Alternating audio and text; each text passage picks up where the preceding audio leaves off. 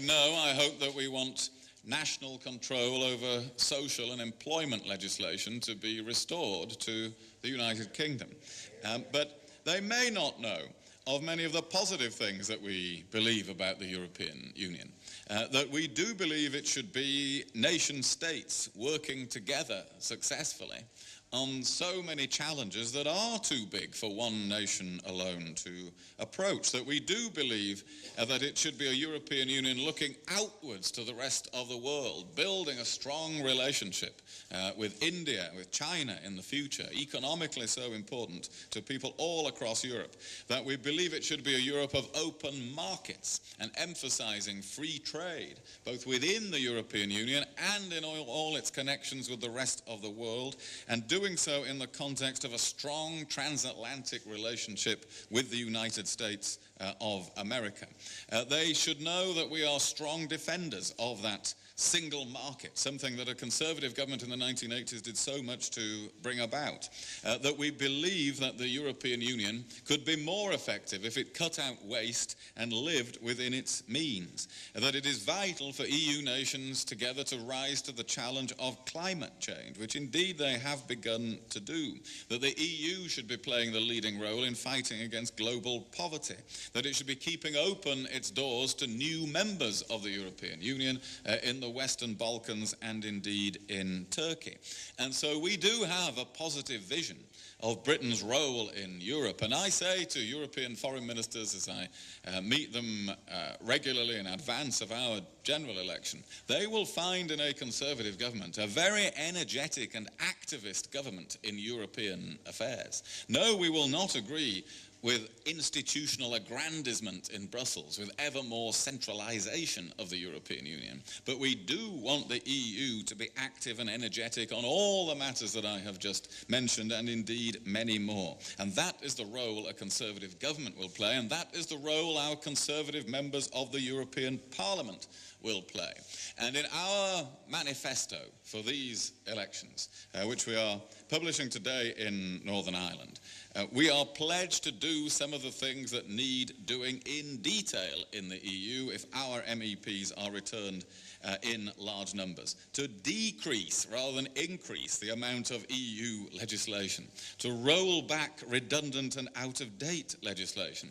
To introduce a small business test for new regulations so that the interests of businesses and entrepreneurs creating jobs for the future are borne in mind.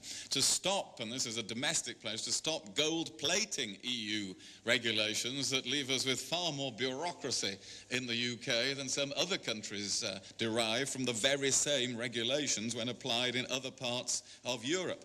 To have simpler rules and more transparent payment systems for farmers under the Common Agricultural Policy. To end the disgusting practice of fish discards, of throwing back dead fish into the sea in huge quantities as part of an overhaul of the common fisheries policy.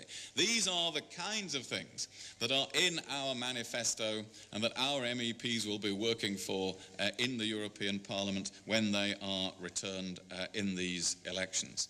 So we believe in a Europe of that kind and a European Parliament that achieves those kinds of things. And we believe in standing up for British interests in Europe.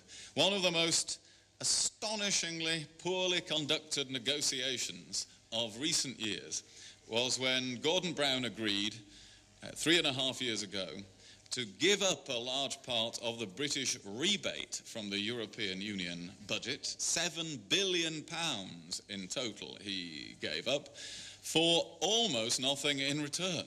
And indeed it turned out actually nothing in return, because the promises that were made in return have never been fulfilled. And it's a very irresponsible government that gives away, particularly at a time like the present, £7,000 million of the taxpayers' money without achieving any of the reform in Europe that was meant to be the enticement for doing so. And that's one of the reasons why the cost of being in the European Union is growing to the British taxpayer, on top of all the other burdens on the taxpayer. A government that stood up for British interests would have done no such thing.